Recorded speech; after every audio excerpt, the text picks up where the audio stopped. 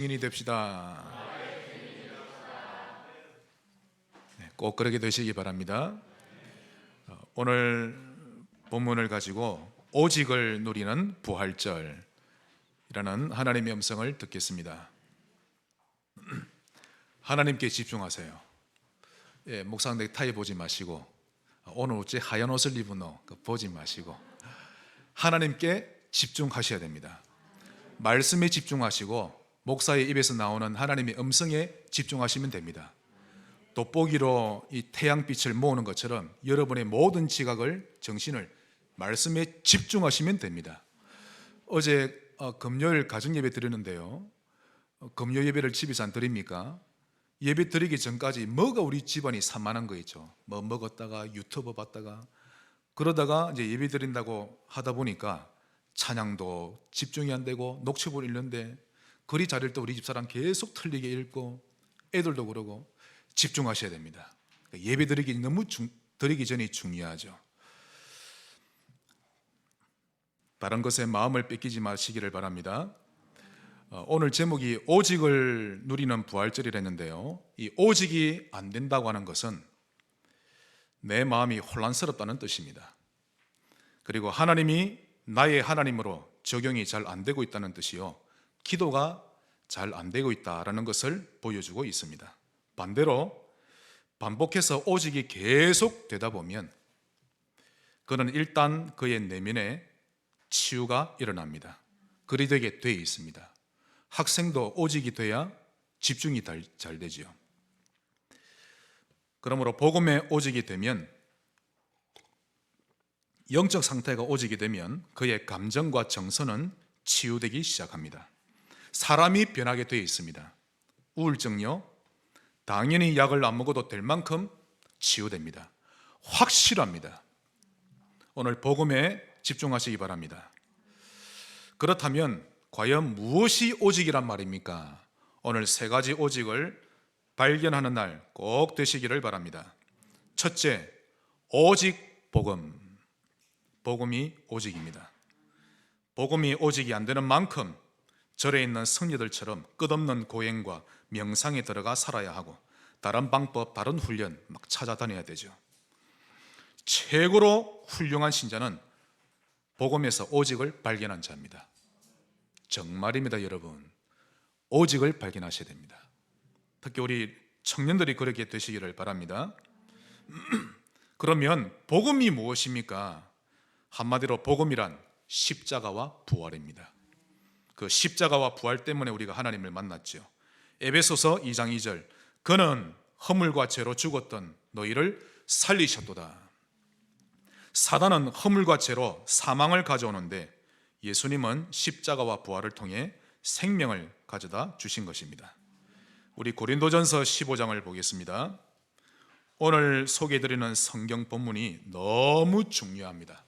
복음의 핵심이 다 나올 겁니다. 고린도전서 15장 먼저 16절, 17절.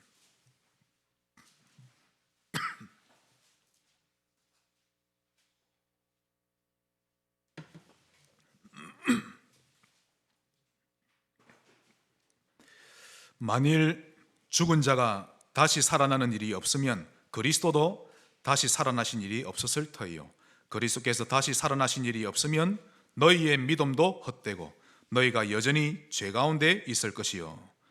20절 21절, 그러나 이제 그리스도께서 죽은 자 가운데서 다시 살아나사 잠자는 자들의 첫 열매가 되셨도다. 사망이 한 사람으로 말미암았으니 즉 아담으로 사망이 왔으니 죽은 자의 부활도 한 사람으로 즉 예수 그리스도로 말미암는도다. 이 말씀 굳게 잡으셔야 합니다. 그러나 이 예수님 당시에 예수님의 부활을 아무도 믿지 않았죠. 특히 우리 주님이 고난을 당하시자 제자들은 모두 도망갔습니다. 한 명도 빠짐없이. 분명히 제자인데 그들은 집 안에 들어가 문을 꼭꼭 걸어 잠근 채 숨어 있었습니다. 또 지난 3년 동안 예수님을 만나 병도 치유받고 또 구원까지 받으며 큰 은혜를 입었던 무리들도 모두 원래의 자리로 가버렸습니다. 부활을 몰랐던 이 마리아는 예수님의 시신에 기름을 바르기 위해 무덤으로 달려갔죠. 베드로는 예수님의 부활 소식을 듣고서도 그럴 수가 없다면서 물고기를 잡으러 바다로 가버렸습니다. 아무도 예수님이 부활하신 것을 믿지 않았습니다. 왜 믿지 않았을까요? 그들은 예수님이 십자가에서 완전히 죽었음을 자기 두 눈으로 분명히 봤거든요. 죽은 시체가 어떻게 살아날 수 있단 말인가, 그 말입니다. 또 예수님이 살아계실 때 분명히 말씀하셨죠. 장차 내가 십자가에서 죽고 사흘 만에 부활하리라. 그럼에도 불구하고 왜 부활하셔야 하는지, 그게 왜 필요한지, 그 부활이 의미하는 바가 뭔지를 알지 못했기 때문에 귀담아 듣지 않았던 것입니다. 여러분 가운데도 그러지 않습니까? 그러나 우리 예수님은 예언하신 대로 죽음을 이기고 다시 살아나셨습니다. 왜 그렇게 하셨을까요? 먼저 허물과 죄로 죽은 우리에게 생명을 주시기 위해서입니다. 요한복음 11장 25절 26절, 나는 부활이요 생명이니 나를 믿는 자는 죽어도 살겠고 물어 살아서 나를 믿는 자는 영원히 죽지 아니하리니 이것을 네가 믿느냐? 예수 믿으면 삽니다. 요한일서 5장 11절로 13절, 사도 요한이 확실히 말했죠. 또 증거는 이것이니 하나님이 우리에게 영생을 주신 것과 이 생명이 그의 아들 안에 있는 그것이니라. 아들이 있는 자에게는 생명이 있고, 교회를 나가면 생명이 있는 것이 아니라 아들이 있는 자에게는 생명이 있고 아들이 없는 자에게는 생명이 없느니라. 예수 안에 생명이 있습니다. 요한복음 14장 6절, 여기에서 여러분은 무릎을 탁 치셔야 됩니다. 예수께서 가라사대 내가 곧 길이요 진리요 생명이니. 결론에 말씀드리겠습니다만은 이번 주 여러분께 미션 드립니다. 요한복음 14장 6절, 특히 길, 진리, 생명 깊이 묵상해 보시고요. 그 길과 진리, 생명이 무엇을 의미하는지 찾아내셔야 합니다. 그래서 각 장르별로 한번 표현하셔도 됩니다. 시로 표현하든 그림으로 표현하시든 노래로 표현하시든 여러분의 영적 문제 해결될 것입니다. 내가 곧 길이요, 다른 길이 없습니다. 길이요, 거짓이 아닌 진리요, 죽음이 아닌 생명이니 나로 말미암지 않고는 아버지께로 올 자가 없느니라. 어떤 스님이 이 말씀 한 구절에 완전히 거꾸러져 버렸죠. 이 말씀이 맞다면 오늘부터 나는 이 옷을 벗겠다고, 그 중복 있죠. 그리고는 그분이 예수 믿고 목사님까지 된 겁니다. 예수님이 왜 부활하셨습니까? 두 번째로 우리 영혼이 생명을 얻었을 뿐만 아니라 우리의 육신도 부활의 몸, 즉 영원히 죽지 않는 몸을 입게 하기 위해서입니다. 고린도전서 15장 52절 53절 보겠습니다. 52절 53절, 이 두 구절은 우리 다 같이 읽겠습니다. 나팔 소리가 나매 죽은 자들이 썩지 않을 것으로 다시 살아나고 우리도 변화되리라. 이 썩을 것이 반드시 썩지 아니할 것을 입겠고 이 죽을 것이 죽지 아니함을 입으리로다. 아멘. 믿으시기 바랍니다. 그러므로 오직 십자가요, 오직 부활입니다. 이것이 복음입니다. 그런데 예수님이 부활하시자 이스라엘 전역이 난리가 나버렸습니다. 자기들이 정죄하고 못 박아 죽였던 자가 살아나 버렸으니 기절 초풍할 노릇이었죠. 어떤 사람은 진짜 저자가 메시아가 아니었던가, 어떻게 하면 좋은가, 완전히 난리가 난 겁니다. 이때 유대 지도자들은 민심이 동요될까 싶어서 긴급 회의를 하게 되었는데요, 예수의 부활을 감추기 위해 이제 거짓말을 퍼뜨리기 시작했습니다. 그 첫 번째가 기절설입니다. 우리가 그를 덜 죽였구나, 그가 죽은 것이 아니라 잠시 기절했었구나 라고 주장했습니다. 이것도 거짓으로 판명났죠. 예수님이 의학적으로 완전히 죽었다는 사실은 그 갈보리산에 모이던 모든 사람이 다 본 것입니다. 심지어는 2000년이 지난 지금도 예수님이 완전히 사망하셨음이 증명되고 있습니다. 이걸로는 안 되자 그들이 두 번째로 주장을 했는데요, 바로 도난설입니다. 예수님의 무덤을 지키던 병사들이 사실 부활의 첫 번째 증인 아닙니까? 밤에 지키고 있는데 새벽녘에 갑자기 무덤이 열리고 환한 빛이 비추어지면서 주님이 걸어 나오셨으니까요. 놀랬겠죠. 그래서 유대 지도자들은 그 병사들에게 돈을 주면서 거짓 소문을 퍼뜨립니다. 그의 제자들이 그의 스승의 시체를 훔쳐가 놓고서는 그가 부활했다라고 헛소문을 퍼뜨리고 있다라고 주장하게 했습니다. 만약 그게 사실이라면 무덤을 지키던 병사들은 책임을 면할 수 없게 되지요. 그러니 유대 지도자들이 돈을 주면서 틀린 소문을 퍼뜨리라고 했던 그 말까지 소문이 나버렸습니다. 이런 새벽 부활하신 주님을 목격하고 충격받은 그 군인들, 양심상 입을 다물고 있을 수가 없었던 겁니다. 그 양심도 막을 수가 없었죠. 그러자 마지막으로 이제 히든 카드를 꺼내 들었는데요, 환상서를 꺼내 들었습니다.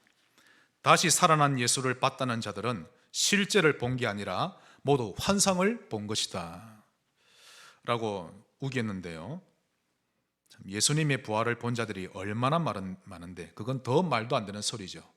오늘 사도행전 1장 본문 3절을 보시면 그가 고난받으신 후에 또한 그가 확실한 증거로 친히 살아계심을 며칠 동안 나타내셨죠? 40일 동안 온 중요한 곳을 다니시며 부활하심을 보여주신 겁니다. 나중에 이런 소문 날 것도 다 아시고 그렇게 하셨죠. 오히려 이 환상설은 예수님의 부활을 더 확실히 증명하는 도구가 되어버렸습니다. 이처럼 주님의 부활은 누구도 부인할 수 없는 사실이요 진리입니다.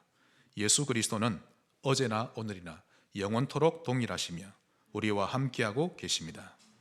어디 계신다고요? 내 안에. 믿으시기를 바랍니다. 오직 복음입니다. 두 번째로 무엇이 오직입니까? 오직 전도. 전도가 오직입니다. 또 선교가 오직이죠. 오직 증인입니다. 하나님의 소원은 구원이요, 그 구원의 방법은 전도입니다. 그 전도의 도구는 사람이죠. 하나님이 정해놓으신 원리입니다. 우리 마가복음 3장을 보겠습니다. 오늘 전도에 대한 이해를 바르게 가져야 되겠습니다. 마가복음 3장 13절 15절입니다.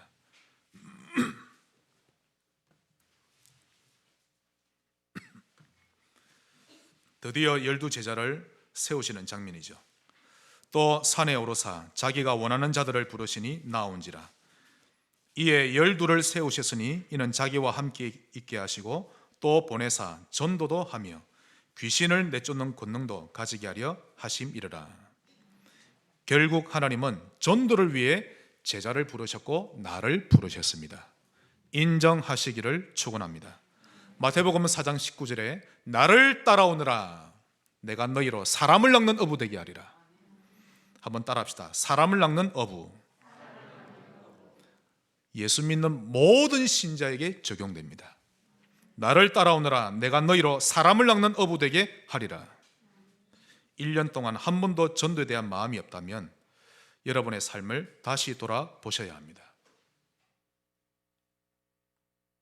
하나님이 그냥 각 개개인에게 환상으로 나타나셔서 겁도 주고 또 그가 원하는 소원도 들어주고 병도 치유하고 그러면 믿지 않을 자가 없을 것인데, 하나님은 그렇게 하지 않으시고 우리에게 그 일을 맡기셨습니다.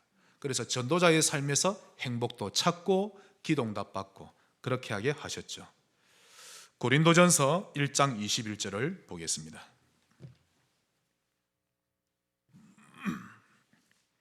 고린도전서 1장 21절.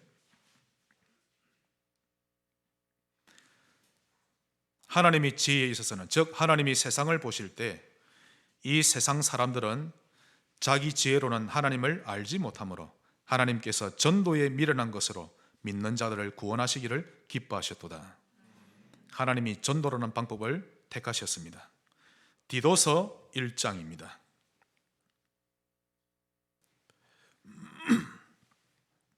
디모데 후서 다음에 있습니다. 디도서 1장 3절 같이 읽겠습니다. 자기 때에 자기의 말씀을 전도로 나타내셨으니 이 전도는 우리 구주 하나님이 명하신 대로 내게 맡기신 것이라. 아멘. 하나님이 전도로 나타내셨습니다. 이 일에 쓰임 받으시기 바랍니다. 그리고 한 군데 더 보겠습니다. 디모데후서 4장 바로 앞에 있습니다. 디모데후서 4장 1절 2절 다 같이 읽겠습니다. 하나님 앞과 살아있는 자와 죽은 자를 심판하실 그리스도 예수 앞에서 그가 나타나실 것과 그의 나라를 두고 엄히 명하노니 너는 말씀을 전파하라. 때를 얻든지 못 얻든지 항상 힘쓰라. 범사의 오래 참음과 가르침으로 경책하며 경계하며 권하라. 아멘. 전도하는 제자가 너무 필요합니다. 은혜만 받을 뿐이지 영혼 살리는 일에 마음을 둔 자가 별로 없습니다. 전도하는 제자 되시기 바랍니다. 심지어는 우리 부활하신 주님은 마지막 설교까지 이런 설교하셨죠. 너희는 가서 모든 족속으로 제자를 삼으라. 낙심에 빠진 베드로에게 찾아가셔서 위로하시기보다 네가 나를 사랑하느냐? 여러분은 주님 사랑하십니까? 그러면 내 어린 양을 먹이라. 구원과 전도는 하나인 것입니다. 그러므로 전도 대상자 명단이 있는 자가 전도자입니다. 전도 대상자를 적는 그때부터 이미 그 중심을 하나님이 받으신 것이죠. 혹시 워치만 리를 아십니까? 중국 출신의 영적 지도자인데 지방교회의 창시자입니다. 교리적으로 문제가 있어서 지금은 이단으로 정죄받고 있습니다만은, 하지만 그는 처음에는 복음을 아주 많이 사랑했던 사람입니다. 어느 날 그로브스라는 서양 선교사가 그에게 와서 묻기를, 당신은 구원받고 지난 1년 동안 몇 명을 구원받게 했습니까? 라고 묻자 워치만 리는 그녀의 질문에 부끄러워하면서 고개를 푹 숙인 채 작은 소리로 말합니다. 네, 친구들에게 복음을 전했지만 그들은 들으려 하지 않고 들어도 믿으려 하지 않습니다. 저는 일단 전했으니 복음을 받지 않는 그들의 잘못이지요. 그러자 그녀는 어떻게 복음을 전했는지 물어보니까요, 네, 아무나 붙들고 전했는데 상대방이 듣든지 안 듣든지 그냥 전파했습니다. 그러자 그녀가, 그건 잘못되었습니다. 당신은 가장 먼저 하나님께 말씀드리고 그런 다음에 사람들에게 말해야 합니다. 하나님께 기도하면서 그분들의 이름을 적어가야 합니다. 하나님께 어떤 사람의 이름을 먼저 기도해야 할지 묻고 그런 다음에 그 사람을 두고 날마다 기도해야 합니다. 그리하다 보면 하나님께서 당신의 만남을 인도하시며 기회를 허락하실 건데 그때 간증하면 됩니다 라고 조언해 주었습니다. 워치만 리는 집으로 돌아가서 그녀의 말대로 실천했는데요, 전도수첩을 펴놓고 기도하며 70명을 적었습니다. 적다 보니 그렇게 나왔겠죠. 그리고는 그들을 위해 이전보다 더 간절하게 기도했습니다. 그런데 여전히 한 명도 예수님을 믿지 않았습니다. 그래서 다시 그녀를 찾아갔습니다. 말씀하신 대로 했는데 아무런 열매가 없습니다. 왜 그런 겁니까? 그러자 그녀가, 혹 그들과의 인간관계에 문제가 있진 않나요? 돈을 빌렸는데 갚지 않았거나 원망 들을 만한 일이 있다면 그것부터 해결하세요. 인간관계에서 걸림돌이 없는지 먼저 확인을 했다면 그때부터 낙심하지 말고 끝까지 그 사람들이 구원받을 때까지 매일 기도하시면 됩니다. 워치만 리는 크게 깨닫고는 돌아가서 최선을 다해서 모든 빚을 청산하고 사죄할 자에게는 용서를 구하며 인간관계를 풀어 나갔습니다. 그리고는 사람들의 명단을 적어두고 계속 기도했는데요, 수개월이 지난 후에 그의 노트에 적힌 70명 가운데 한 명을 뺀 69명이 모두 다 구원받았습니다. 이런 일들을 통해 하나님께서는 그를 살아있는 믿음의 사람으로 훈련시켜 나가셨습니다. 전도는 타인을 살리는 겁니다. 그러나 결과적으로 보면 결국 나를 살리는 삶이 됩니다. 그러므로 전도자의 삶을 사는 자는 믿음이 좋을 수밖에 없죠. 전도지라도 갖고 다니시기 바랍니다. 어떻게 하면 내 주변에 있는 한 사람에게라도 복음을 알게 해줄까? 그런 고민을 해보는 중심이 회복되시기를 바랍니다. 오직 전도입니다. 마지막 세 번째로 무엇이 오직입니까? 오직 기도. 기도가 오직입니다.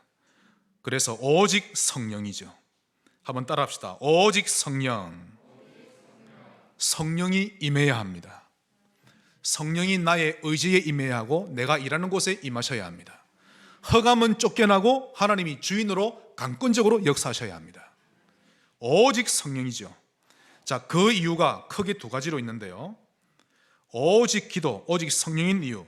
첫째, 연약한 우리가 주의를 하다 낙심할까 봐 하나님의 힘을 가지고 하라고 그런 것입니다.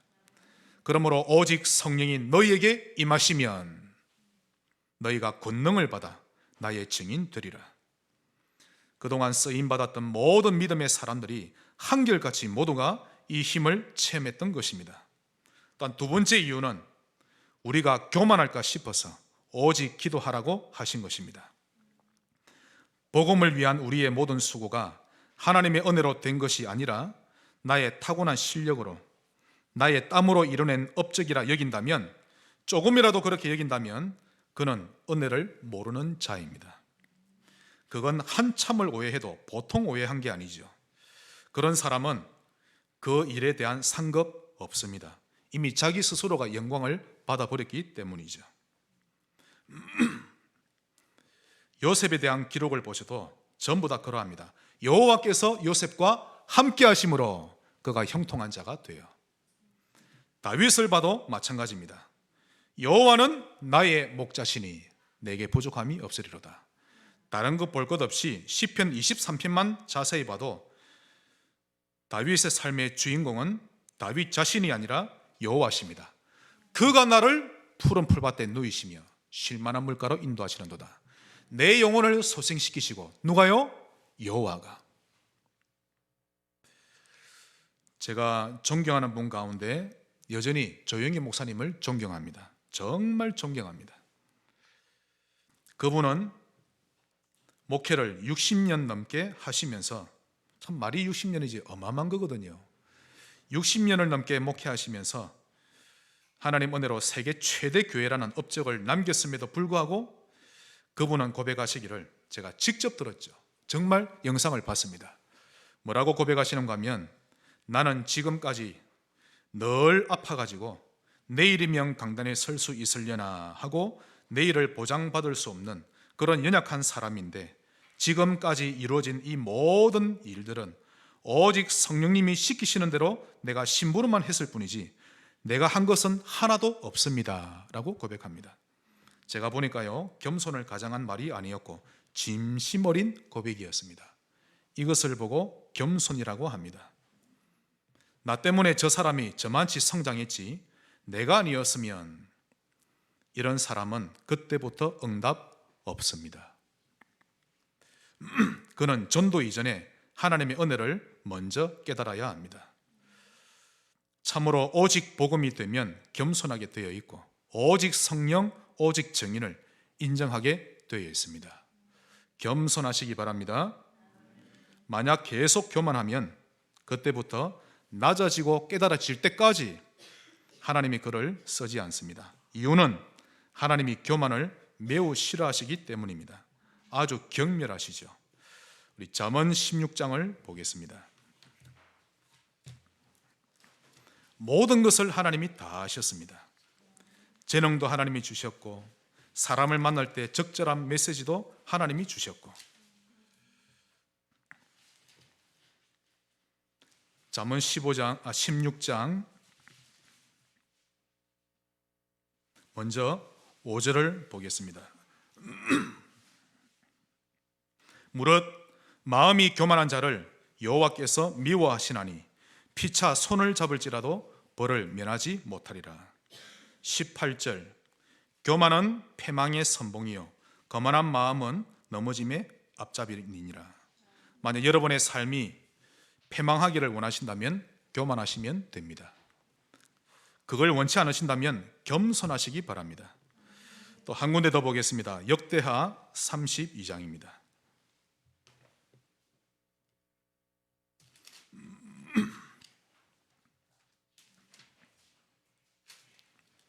역대하 32장 24절에서 26절까지입니다.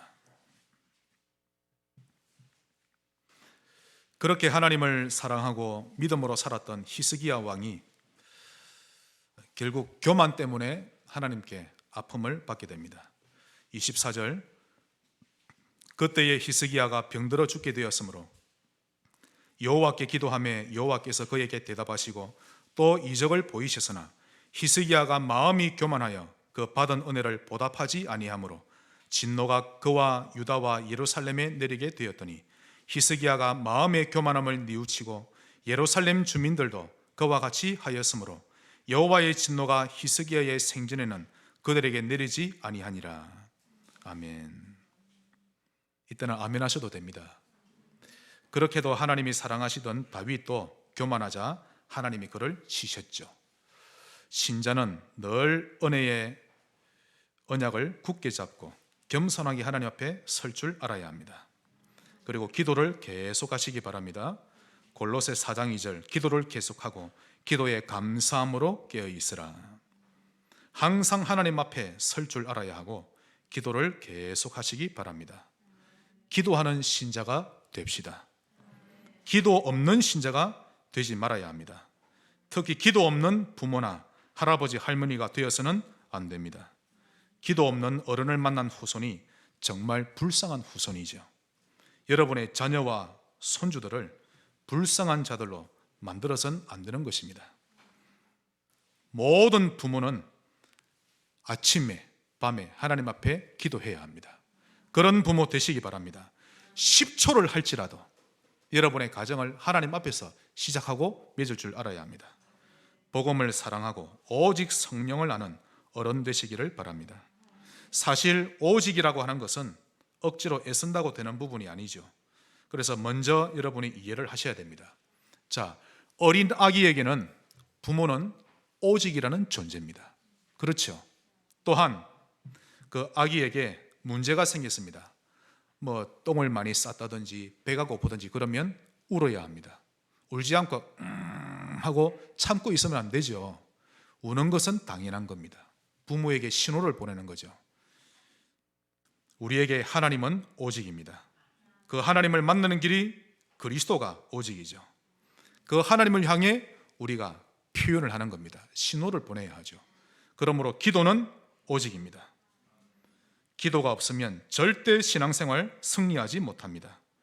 기분 따라 살고 감정 따라 살고 예배도 그냥 감정 따라 드리고 하나님 앞에 집중하시기 바랍니다. 아무리 성경 지식이 많아도 평상시 기도가 없으면 계속 공고하고 공허하고 힘든 것입니다. 아니 그러면 목사님 기도를 어떻게 하라는 말입니까? 일은 안 하고 종일 기도하라는 말입니까? 오해한 말이죠. 그냥 매사에 하나님 중심을 하고 있으면 저절로 되어질 것입니다. 하나님 중심 아니고 나 중심이니까 기분 따라 가는 겁니다. 잘 안 돼도 하나님 중심 하시면 됩니다. 한번 같이 고백합시다. 하나님 중심. 꼭 그렇게 되시기 바랍니다. 지금 제가 대청부를 보니까요 좀 잘하고 있는 것 같습니다. 뭐 다 잘하는지는 제가 모르겠는데 예를 들면 성인이가 지금 군에서 매일 뭐 하루도 빠지지 않고 기도문을 올립니다. 그게 오늘의 기도 수첩 그리고 뭐 월화수목금에 나눠서 녹취본을 딱 나눠서 그걸 읽고 거기에 맞게 기도문을 딱 올립니다. 자기가 기도문을 만들죠. 그걸 읽다 보니까 제가 은혜가 되는 거 있죠. 자, 그것만 지속을 해도 어느 날 기도의 사람이 됩니다. 오직 기도입니다. 말씀의 결론을 맺겠습니다. 결론적으로 나 중심을 이기는 비밀이 있습니다. 여러분 자신에게 이렇게 한번 질문해 보세요. 하나님, 제가 지금 어떻게 하기를 원하십니까? 진심으로 이런 질문을 하다 보면 말씀을 통해 하나님의 음성이 뚜렷하게 들립니다. 감정이 컨트롤 딱 됩니다. 그러나 이런 시간이 없이 나중심에 걸려 있는 사람은 이런 질문하기가 매우 힘들지요. 그냥 자기 하고 싶은 대로 하고 예배도 헌금도 인간관계 다 그렇게 하는 것입니다. 하나님, 제가 지금 어떻게 하기를 원하십니까? 이런 질문과 함께 말씀에 귀를 기울이시면 쉽게 답이 보일 것입니다. 마지막으로 여러분께 미션을 드립니다. 요한복음 14장 6절 깊이 묵상하세요. 길, 진리, 생명 꼭 묵상하시기 바라고, 한 가지 더, 찬송가 288장 크로스비가 지은 찬양이죠. 예수를 나의 구주 삼고 1절부터 3절까지 가사를 다 적어보시고 한 절 한 절 한번 묵상해 보시기 바랍니다. 하실 거죠? 네, 한번 해보시기 바랍니다. 부활의 기쁨과 능력을 누리는 이번 주간 되시기를 주의 이름으로 축원합니다.